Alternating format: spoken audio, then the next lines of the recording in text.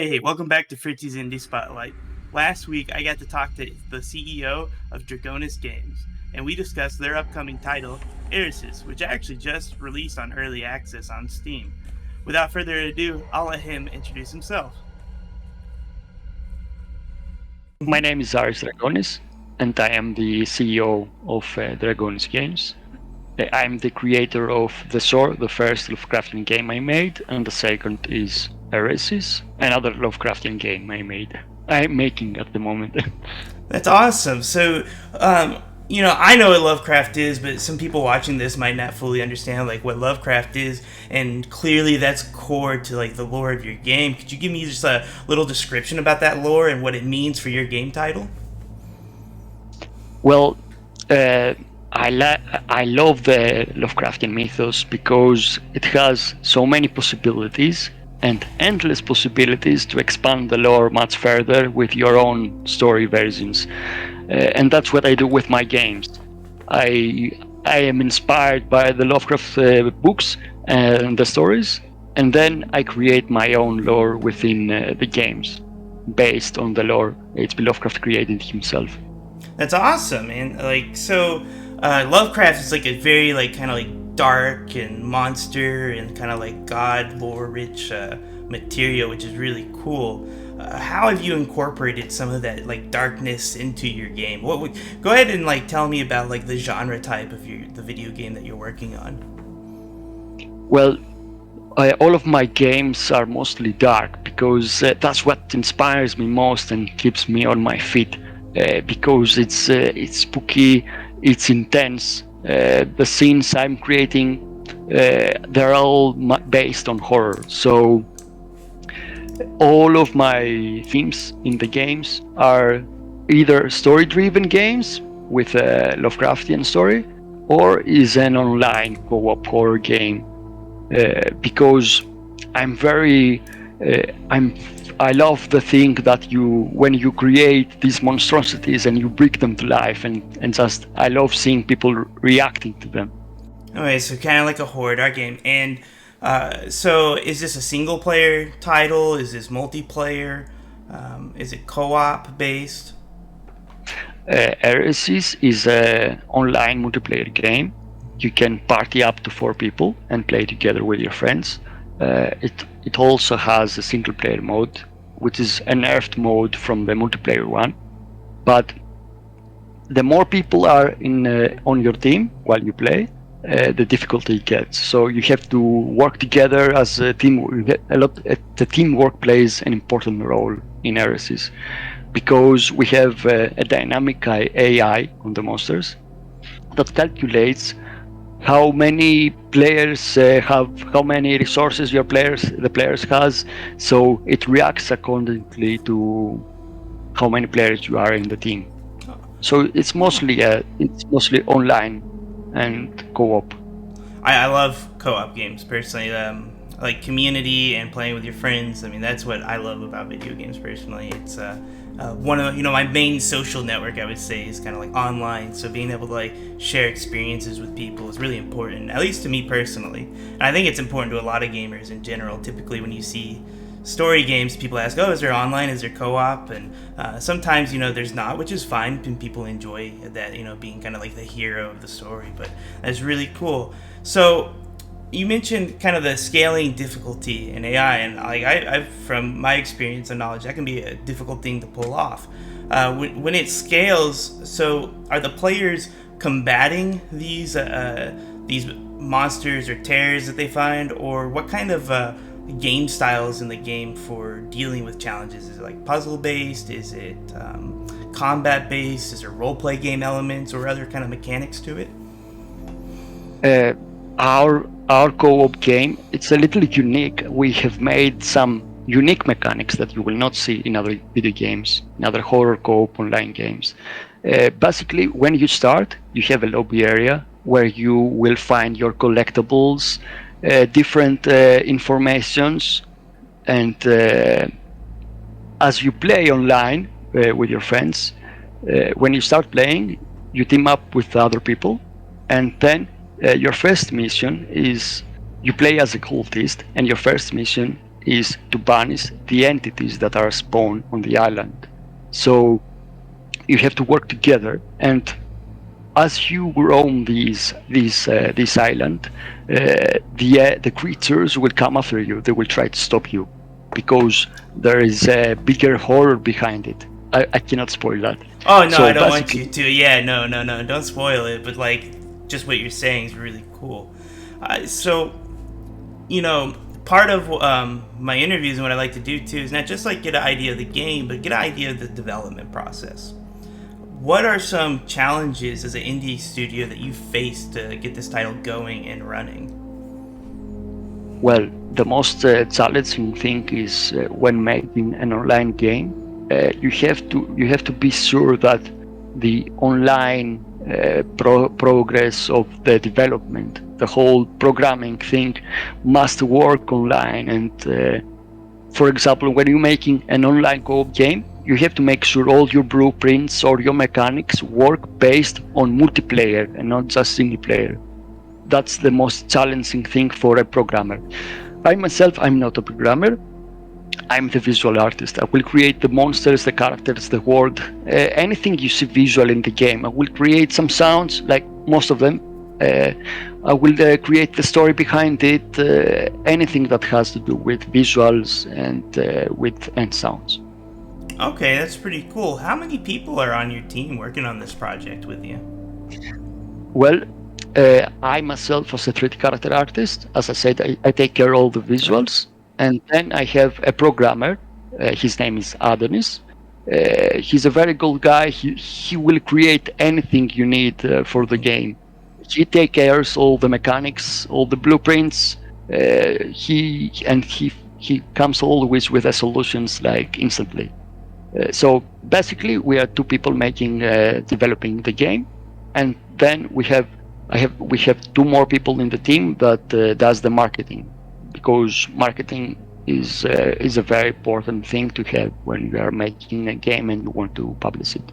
Yeah, of course. I mean, you can have a really cool game, but if you don't have people that can see it, you're gonna have a hard time getting onto it. I've spoken with some indie developers very similar to you, and that seems to be, the lead of the project is either very focused on the audio and or the visual aspects of the title, or they're the programming side of it. So it's been really interesting, kind of seeing both views from the lead on it in different fields. And one thing I will say that's unique is the multiplayer has been challenging for a lot of people.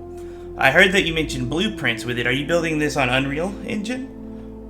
Yeah, Unreal Engine 4, 4.7.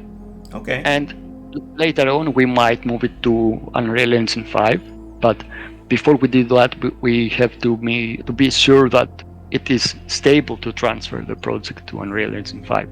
Yeah, I've done a bit of reading on upgrading to Unreal 5 with some projects. How long have you been working on Eresys? Am I pronouncing the title correctly? I want to make sure. Yeah. Okay. On Eresys, we have been working like 1 year and 8 months. So Okay. basically, when we are making a game, we did not cross the deadline over 2 years. So we are trying to make a game under 2 years. That's ambitious. That's really ambitious. Yeah, there are sometimes like I will wake up at 7 early morning, and I will finish midnight. I will work 14 hours straight, either modeling characters, making assets, or expanding the world on the map and stuff like that. Yeah, I mean, clearly this is a passion project for you, and I mean, kudos to you for finding something that's passionate for you. I imagine those 14-hour days can seem long at times, but I'm sure that you're really wrapped up into it and just really loving it too.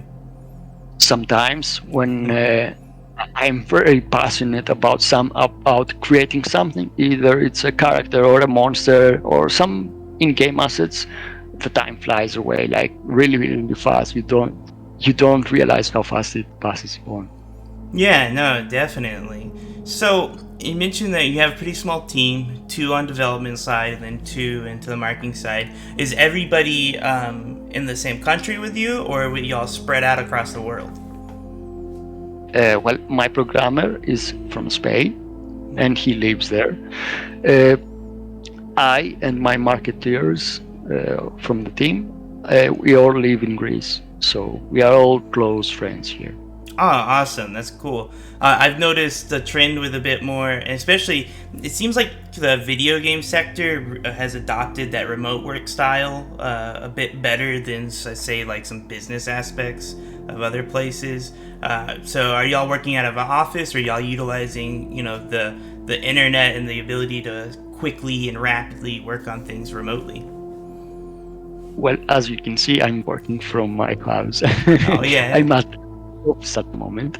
That's where I spend most of my hours, and that's what my friends do too. They work from their house, from their Okay. home. Dude, do you see, for you personally, do you feel more comfortable working from home, or would you prefer like an office situation? Well, when working at the office, like a studio, and you have your friends next to you, the experience is quite different. There's a lot of talking, there's a lot of stuff going on. But when you work alone from your home, you can, for example, have on the second screen playing a movie, and you can focus like 100% on what we are making without anyone disturbing you or interrupting you from your work. So I believe working from home is from your own office is important for stuff like that, for when making a game, for example. Yeah, so it's almost like you could say like a hybrid approach might be kind of like beneficial. You'd have like kind of maybe your collaboration days might be more beneficial in the office versus like when y'all need to like do a sprint or something, that working from like a remote position lets you kind of focus. That's really interesting, and I'm always really curious on like the workflows for developing games in general, but like to develop a game, an indie game title with like a small team, it drives my mind a bit more because it's like you said, you're trying to push out a game in 1 year, which is very ambitious. Like a large studio, if they say they wanted to push out a game in 1 year, nobody would believe them. They would think it's like a money grab or like a carpet pull. But like going through kind of the press kit I got from y'all, going through y'all's last title, y'all have some pretty high quality stuff, and then y'all are doing it in a pretty rapid time frame. Is there anything that you think attributes to being able to rapidly deploy like y'all are? Yes, there's a lot of workflows. For example, my own workflow when I'm creating a character. I don't want to say that to boost myself, but it's the truth. When I'm making a character, I can finish a character within a day or two, because my workflow it has shortcuts, a lot of stuff I have created over the years that speeds up my work like 50% or more. So when I when I'm creating the characters, the monsters, I'm creating them like quite fast. Like in a week, I can finish two characters and animate them, rig them, and import them into Unreal Engine. And instantly, my programmer grabs them and creates blueprints and stuff. Like we have some kind of workflow between me and Adonis, which is a really fast workflow. We know each other's work and how we can work together really fast. I think the most important part when you are making a game, I think when you have a big studio or a small team, it plays an important role how you communicate with your team. I think that's the most important thing when it comes down how fast you will complete the game. It's how you talk with your team, how you communicate, if he understands your workflow or not. For example, my programmer Antonis, he absolutely understands how I work. So whatever I'm making, he's ready to implement it, bam, in an hour or so. So that's why we work really fast. And That's really cool, yeah. for example, what I have seen in big studios, for example, let's say a studio of 14 people, what the mistake they're doing is they don't have good communication and they don't acknowledge the workflow of each other, of their teammates in the studio. That's what keeps them back in time, and they cannot finish the project quite fast. Yeah, so making sure you'll have that synergy, making sure you understand each other. I mean, that may, from like an outside perspective, someone hears this like, oh, that might make sense, or that makes sense, right? Um, but I could see that in actual practice, that might not be the easiest thing to do, because if it was the easiest thing to do, everybody would be able to like bust things out. And when you're small studio style, I'm sure that it's easier to kind of like not have too many distractions, not have too many kind of like overhead or almost like bureaucracy kind of managing with the project that you're working on. I can see that maybe being beneficial in kind of smaller teams as well. And just to bring it back to the game also real quick, you mentioned like the time you spend on the characters and how you develop them. Do you prefer character building or do you prefer environment building? Well, I really love both, but as a 3D character artist, I enjoy making monsters mostly, Monsters and I'm creating, specifically. Awesome. yeah, yeah. I'm mostly like a creature 3D artist, but I can make anything you ask. Like, give me a photo or anything, a concept, I will create it like in a few days, in less than 3 days or so. I have models that for most of the artists, they will need like 2 weeks or so, or even a month. I can finish it within 4 days. Okay.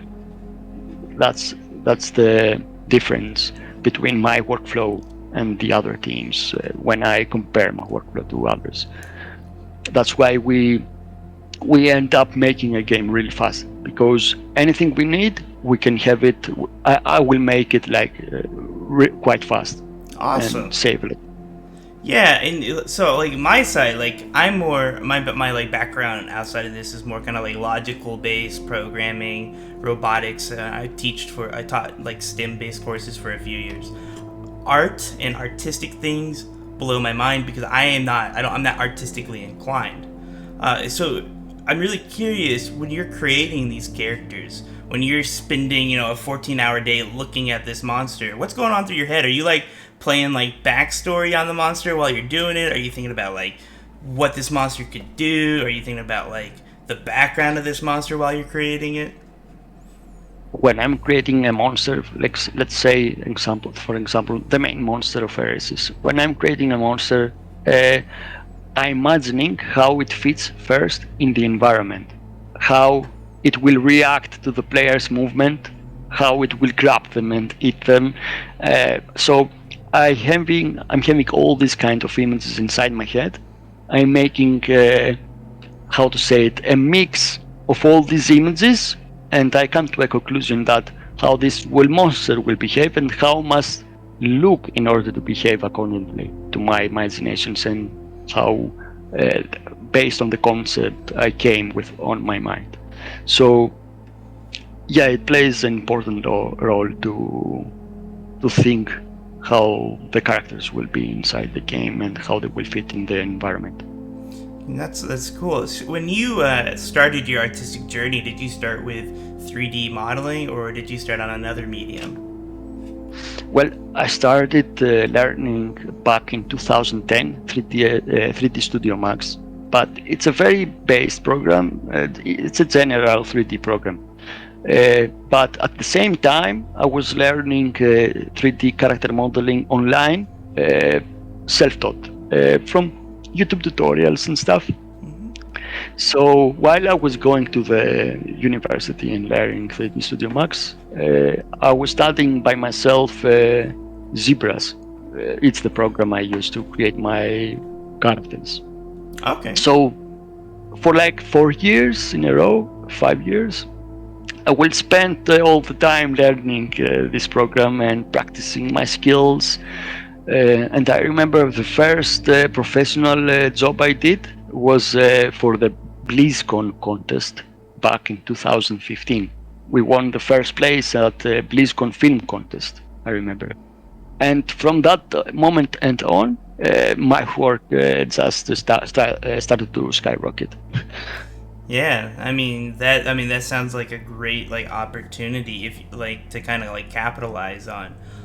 In my career and me mentoring, high school age kids, I've always told them when if you're really passionate about something and you see like a competition or a contest, just do it, because if you don't like even attempt at it, if you don't even try at it, you don't know how you'll do. And a lot of people that I in education, they'll psych themselves out thinking they can never win something, and then they never even try to even participate, so they really don't know. Did you ever have any of those struggles when you were starting out and trying to figure out like, is this what I want to do, am I good at this sort of thing?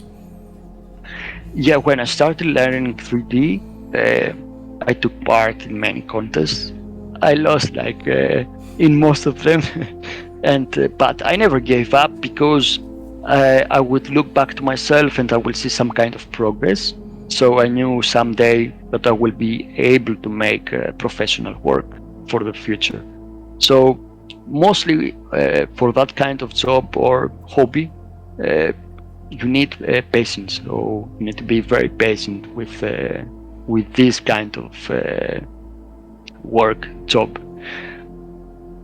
So yeah, after many years of practicing and taking into contests, different contests, artistic contests, uh, I reached to a level that I could call myself a professional 3D character modeler. Okay. So after a while, I started taking jobs for indie games, for small studios. Uh, you can a lot of my models you can find them in very popular games and mostly indie games. One of them is Phasmophobia. I've Oh, made two ghosts for that game. Yeah.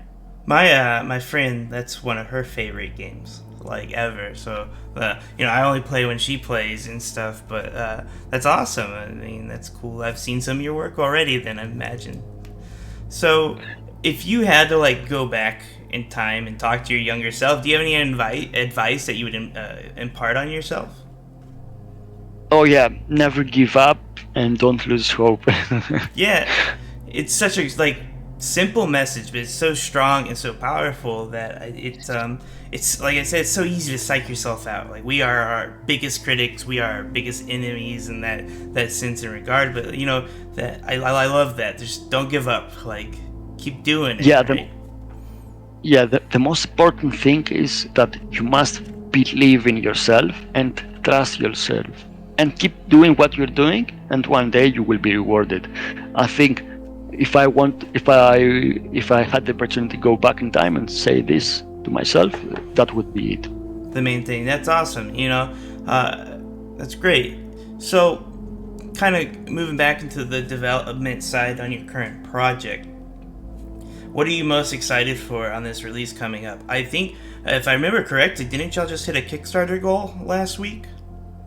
Yeah, we made a discussion and we said like we could make a kickstart and we can use these funds to hire extra developers and stuff, but we ended up saying that we don't need extra developers, we can do it ourselves, so it's better not to run a kickstart and let's go directly for release, and let's not waste our time making a kickstart.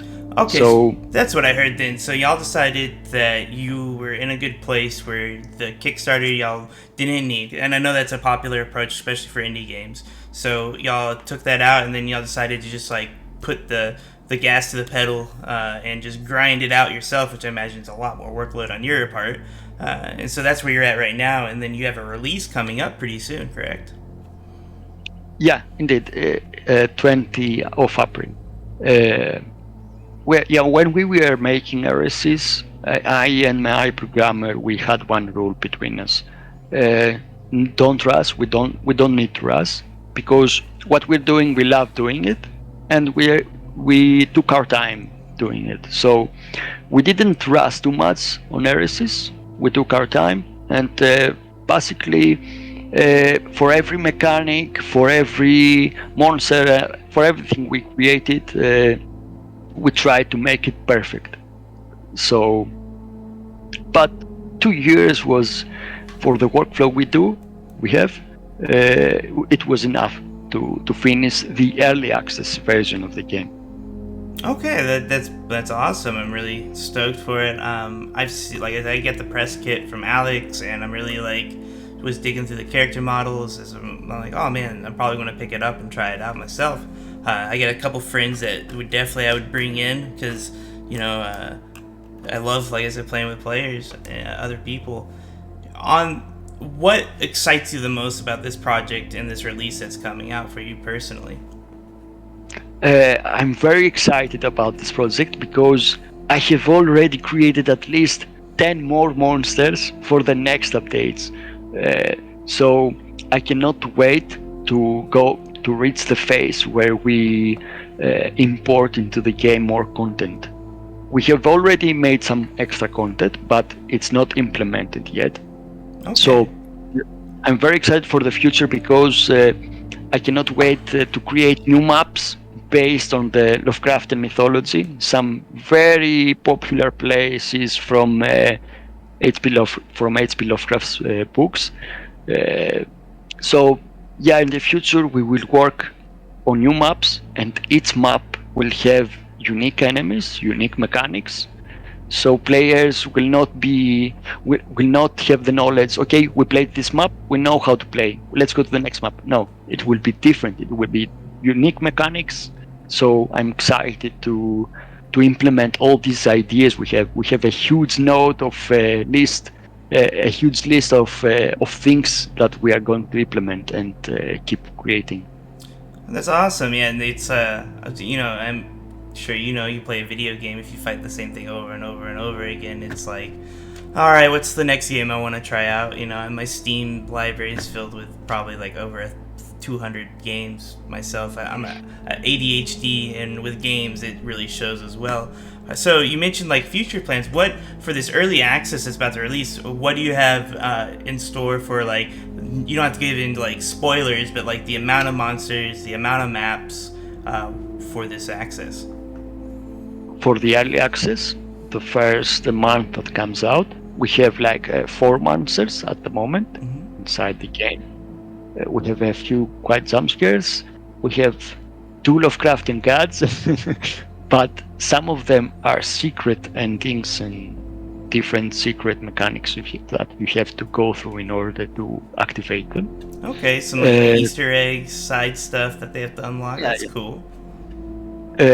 We have there's one huge map for the early access. This huge map is a forest. It's actually based on the story we have created.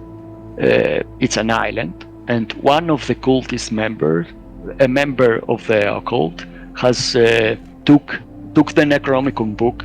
We call it the Book of the Order, and used the book to do some rituals on this island. And he actually summoned some entities, and these entities killed all the civilians of the island. So basically, you as a cultist, you need to cleanse the island from these entities. So for a start, we have just the island. Later on, we will add a lot of more extra maps. That's really cool. Like, books and spells are really fun. Reading them out loud until I've summoned the Dark Terror into the world and it's gonna kill everybody. So that's a lot of fun. I like that. Yeah, so we've been talking for a bit, and to kind of start like wrapping stuff up, I like to ask some kind of like out of the box questions or fun questions to get you thinking maybe out loud a bit. But we talked about like everything that's cool, fun, exciting that you love. But what's like one aspect that you absolutely don't like in developing an indie title? What's something that like you just like gets you kind of worked up and that kind of sets you back sometimes? I don't think there is any. I think the most not frustrating.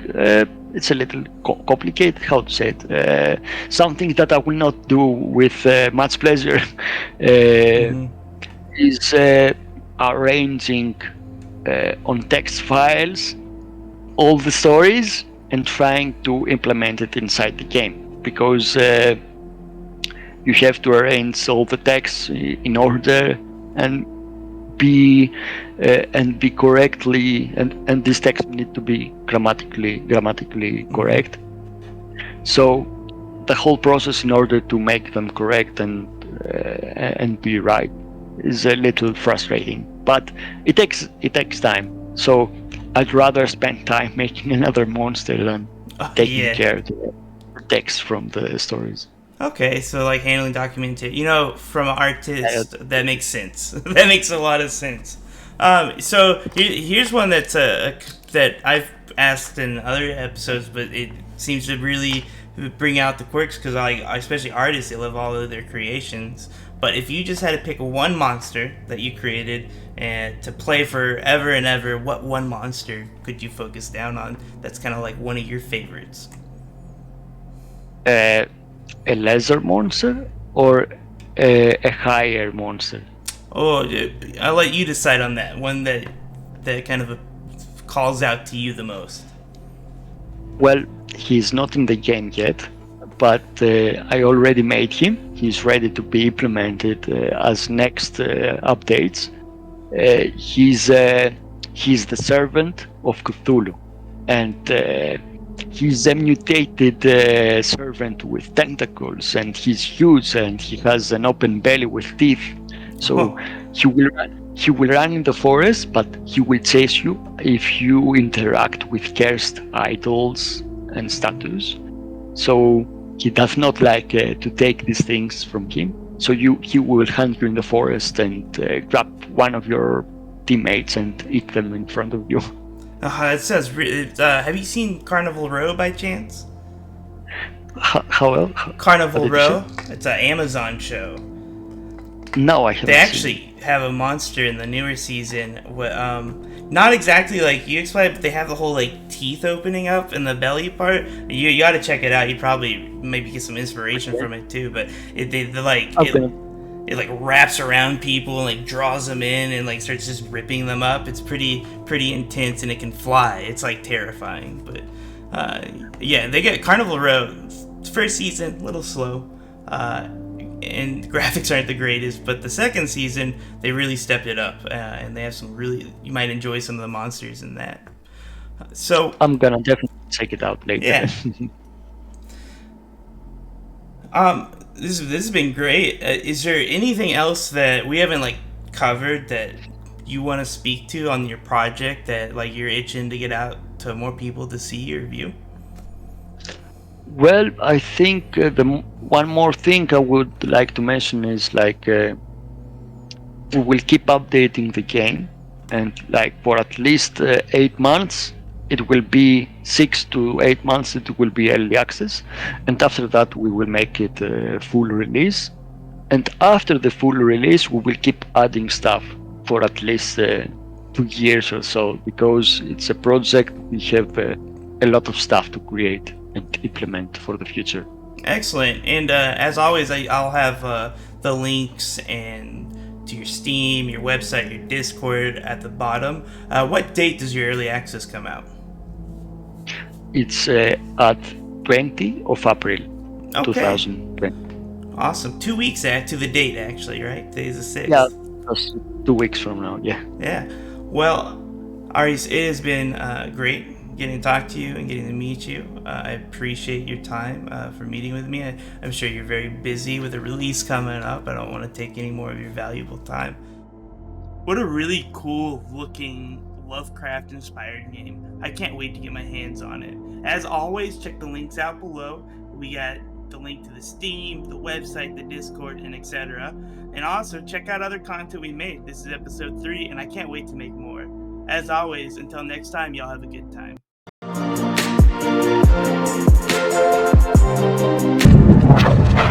are the forgotten.